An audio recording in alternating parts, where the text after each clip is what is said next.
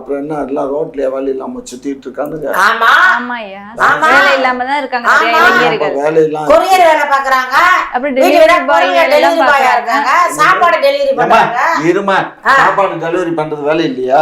வேலை தான், ஆனா அது படிச்ச படிப்புக்கான வேலை இல்லையா? அது படிச்ச யார் படிப்புக்கு வேணாலுமே நீ பண்ணலாம். குதிரையில எப்ப ஏறினாக்க குதிரையில தான் ஏற முடியுமா? அது எல்லாத்துலயும் கழுதையிலயும் ஏறித்தான் போகணும், புரிஞ்சுக்கோ. சரி. அதனால நான் வந்து அவனுக்கு தான் வாக்கப்படுவேன் இவனுக்கு தான் வாக்கப்படுவேன்னு சொல்லக்கூடாது. ஏதோ நமக்கு தகுதிக்கு தகுந்த மாதிரி ஏதோ ஒரு வேலை கிடைக்கும். திராவிட மாடல்கிட்ட கேள்வி கேட்டீங்கன்னா இப்படிதான் விட்டோம். ஆமா, இது திராவிட மாடலோட பதில்.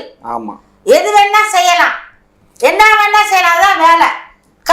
இன்ன வரைக்கும் 2025ல கூட கீழே பாதாளத்துல இறங்கி அந்த மலத்தை அள்ளிக்கிட்டு தான் இருக்கான் கையால. ஆமா, நீ பாத்தியாமா? போய் பாக்குறோம், நாங்க ஊர்ல தானே இருக்கோம், உங்களை மாதிரி ஏசி ரூம்ல உட்காந்துருக்கோம்.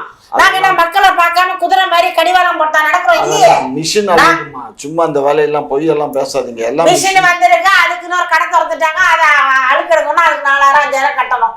இன்னமும் காவாயில மலத்தை அள்ளிட்டு இருக்காங்க, நிறைய இடத்துல அழுறாங்க.